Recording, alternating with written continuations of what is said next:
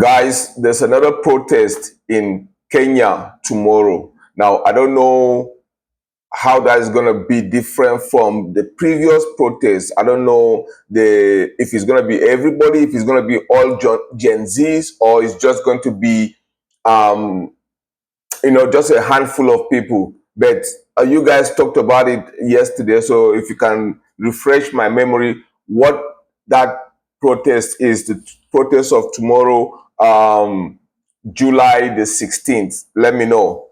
Now, today I want to talk about, because also I have to remind you that there's a planned protest in Nigeria, which, in my opinion, I still think it will not take place. Knowing what Nigeria is, knowing who Nigerians are, the protest, I gave you reasons why the protest may not take place. Okay, let me refresh your memory again. The protest in Nigeria may not take place because the government may go behind and buy off the leader or pay off the leaders of that protest. Secondly, there may be the general apathy of we Nigerians. We don't take so many things serious. That is why we are where we are as a country. Kenya, because I was saying it the other day that we have to be like Kenya, we have to copy like Kenya, and a lot of you came on and say, no, we don't have to be like Kenya. Kenya is only 55 or less than 55%, 55 million citizens, with maybe 30 or 35 or I don't know, maybe less than 60 ethnic groups. And then he now said Nigeria is 220 million with about 600 ethnic groups. Listen, this thing, I know it's a different country. Nigeria will have different population, different country, different culture. Okay, and Kenya is the same thing too. But what Kenya has been able to do, because you Nigerians that comment on my video or do a reaction video to what I've done, you fail to know what the real Kenyan is. You fail to know who the real Kenyan is. You don't want to know because it does not fit your narrative. Secondly, you don't want to know the real Kenyan because you have not spent time. Most of you still think that this Kenya thing is a trending topic, so you want to go ahead and keep on pumping out video as long as you get the views. Me, I'm telling you this, that I'm doing this thing because I want to see changes in my country. We have been dormant for such a long time. We have been captured by our state. We have been captured by religion. We have been captured by anybody willing. We are there for the taking. And this is an opportunity. I was only saying that we should emulate Kenya. Okay? You don't have to copy them word for word, but you can, replace their demands and then, inject Nigerian demands there. So, tomorrow, there's another planned protest in Kenya. Now, guys, you can reply, let me know what that protest is about, and if you attend or if you don't attend. But as of tomorrow evening, you can let me know what you have achieved, and I will try and watch it on TV also. Now, there's one thing that is a major problem I'm noticing. I know a lot of you guys also see it, and I've said it before. There's a William Ruto is lacking something. There's something he is missing. I don't think William Ruto takes young people of Kenya serious. I'm telling you this, I don't think he regards you as anything. Okay, because throughout this process, throughout this thing, he has never negotiated with the youth. He has never invited their youth leaders. They are known now. He has never invited any of them. He goes with religious and political, he calls it consultation. From what I understand, none of your consultation would bear fruit, would mean anything if you don't involve these people. I think William Ruto is scared of the Kenyan Gen Z, Kenyan youth, Kenyan young people, because they're going to ask him, challenge him directly. Now, I'm going to make some historical references that I've found out. So, this is not the first time the Kenyan cabinet has been dissolved, okay? Under Mwai Kibaki, he dissolved the cabinet before. Now, after that, there has been so many like panels set up to, like what Ruto is now trying to do, like consultation. There were panels then that were set up. One of them was a panel of eminent persons. I think, yeah, eminent persons panel that was set up after he dissolved his cabinet to try and solve the problem of Kenya. That did not work. Then later, there was another panel that Kenyan National Project. There were demands similar to demands that the youth are making now. Most of those demands were not met. Okay. Now there's a third one, which is the BVIC. Guys, I did not have enough time to study or read what the BVIC is. Those of you Kenyans, my subscribers, you can, update me on what this is, or if you have a link to give me so I can go and read about it. But that, I won't say inquiry, but that forum came up with a 9-point agenda, which was not followed. Now, all of these agendas and whatever reconciliation thing I've told you, in them, the request, the agitation were almost similar. Almost all of them similar, and they were not tackled up till now. Now, the Gen Zs of Kenyans, I've told you guys, these people are very smart.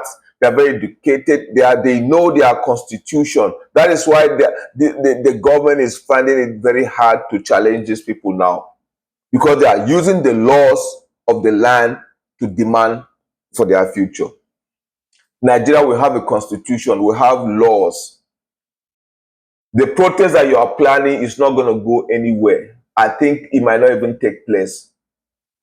Okay, it might not even take place, because right now a lot of you are scared in Nigeria. A lot of you are even scared of even talking about a little bit of protest, a little bit of. Listen, you don't all have to go in the street and protest. Okay, you don't all have to go in the street to protest. You can protest online. What I'm doing now when I talk about Nigerian issues is a form of protest. Okay, none of you is doing it, but you like to do reaction video of what other people say. You know what? If you sit down and read, if you sit down and study, if you sit down and listen to people who are a little bit more smarter than you or much more smarter than you will gain all of these things. Okay, you have to surround yourself with smart people. Occupy yourself with better things to do. It's not only football that you Nigerians will focus on. It's not only Bibi Niger and telenovela, all of these things that make you happy. No. Right now, things are so expensive in Nigeria. A lot of people are hungry. Okay. More than 60% of the population of Nigeria, more than 60% of 220 million live in poverty. Okay. So you have to, if you don't want to copy Kenya, I'm not saying you should copy them word for word, but you can replace, you can see what they did and replace it and put Nigeria there. Now, currently, I've been able to lay my hands on some of the demands the Gen Zs of Kenya have made. Kenyan Gen Zs have made. Okay. And I'm still disappointed that Ruto has not invited or has not made the youth part of this. Is I don't know if he's calling it a negotiation or consultation, or what do you call the other one? The one that he wants to do with Raila Odinga. But Raila said he doesn't want to do it anymore. I forgot. Anyway, there are 5 options laid out by the Gen Z of Kenya. 5 options, and I think there are more, but 5 major options, and within that, these 5, there are subsections of them that I'm going to tell you, Nigerians. Okay, if you like, you listen. It doesn't have to be word for word that you follow, but you can always replace it to suit you, because what Kenya is going through is similar to what, you know what? When this Kenya protest started, I didn't even know there were corrupt politicians in Kenya. I didn't know. I thought it was only Nigeria that had corrupt politicians. No, but in Kenya, there are a lot of corrupt politicians. The Gen Zs have exposed them. In Nigeria, we know, we sit down on it, we don't do anything. A corrupt politician may take money and give to the youth, and they will take it and keep quiet and turn the other way. You don't do anything. Now, the youth of Kenya, they have 5 points, 5 options. One of them is a Ruto. these people are relentless. This Ruto must go. They are relentless. Despite all the concessions he has made, the Gen Z want him. So the first #1 is Ruto must go. Nigerians, can you say Tinubu must go? Never. Nigerians will never say Tinubu must go. Even if Tinubu stands in the middle of the road, takes out, removes his trouser, and defecates on the Nigerian flag, Nigerian youth will stand on the side and clap for. Man, listen to Kenyans, okay? If you like, you listen. So one of these, the first one is, forgive me, man. I just ate lunch. Anyway, the first one was Ruto must go. Then the second one is Article 1. Yeah. The Article 1 of Kenya. The Article 1 of Kenya says they can ask for referendum to remove president.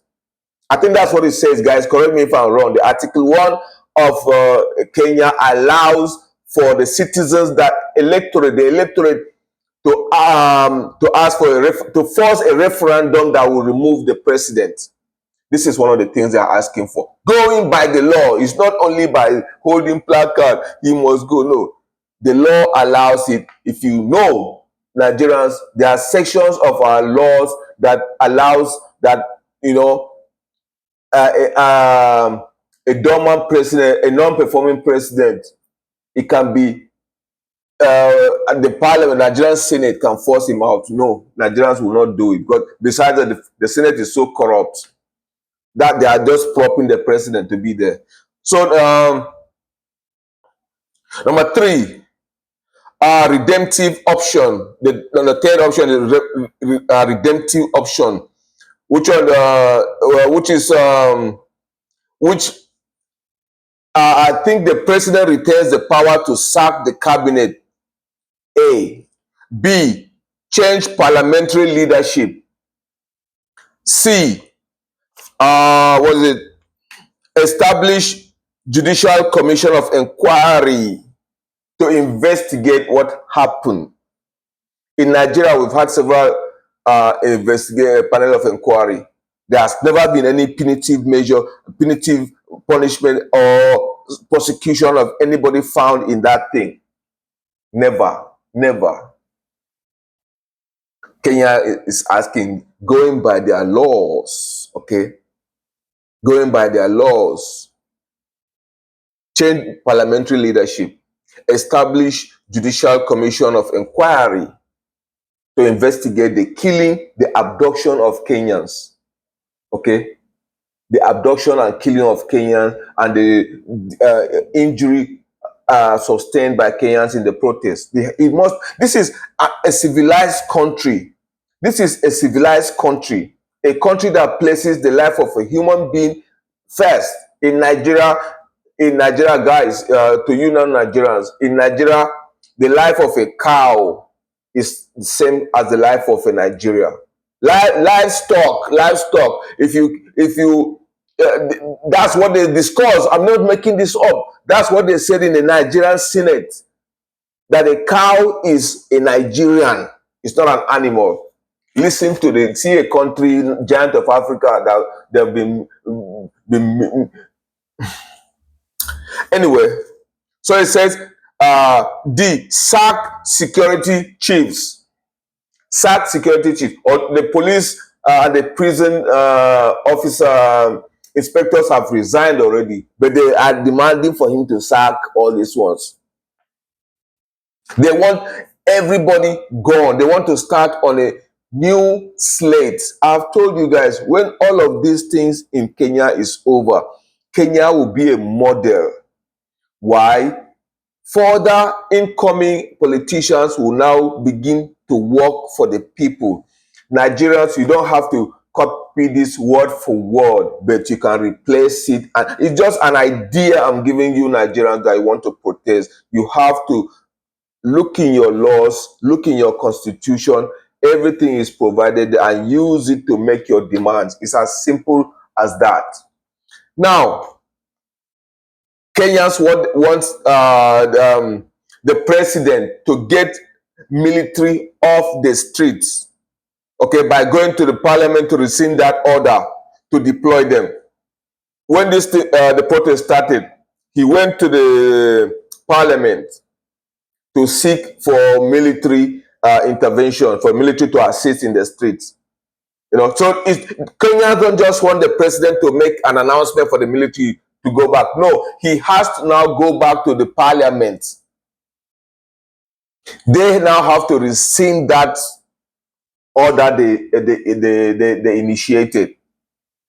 In Nigeria, do we have that where the president? No, the president can just order anybody in the barracks to go and quell stuff. You know, although we have some professional military in Nigeria, you know, but due to hunger, due to low salary, due to low morale, they can be used by politicians politicians can turn into an ineffective military. So I'm almost done, guys. So there's the IBC bill, which says gives Kenyans their rights to recall MPs who voted yes on the finance bill. Okay, the IBC bill that which Gen Zs. Okay, oh man, Kenyan Gen Zs, you are the best. Okay, now Nigerians, I'm not saying that you have to, you know, I'm just telling you what these people have done. If you want to be lazy and don't want to do anything, that's fine. I'm saying it that these people started this thing online for such a long time before it culminated into this.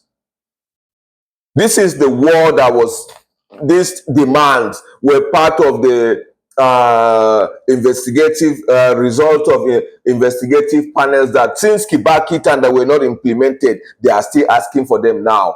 Nigerians, there are so many things since Okuta panel and other panels, even the restructuring stuff, they've never been implemented. If Nigeria is restructured today, Nigeria is going to be one of the best countries in Africa, or if not the best. That restructure will allow each state to manage its resources. It will allow each state to, you know, decide who or how much to give to the federal government. Give state autonomy, would allow the states to have their own police in order to, you know, have better security. There are so many things there that which you can demand the president to do. Okay, I'm sorry to say this, but during military rule, Nigerians had more confidence in their leaders than what they are having under civilian rule. That is it. All right, guys, it's almost 20 minutes. I really thank you so much for your support on this channel. I don't do comedy, I don't do skits, I don't do things to get plenty views. I don't, just telling you the truth. And Nigerians, you have to take it. Although it's painful, the truth is painful. Okay, I'm forcing you to learn from Kenyans. You have to put the ego aside and learn from people that are doing it better. Thank you guys so much. I really appreciate it. And another video tomorrow. Like, subscribe, and put the what the notification, turn on notification, okay? Take care.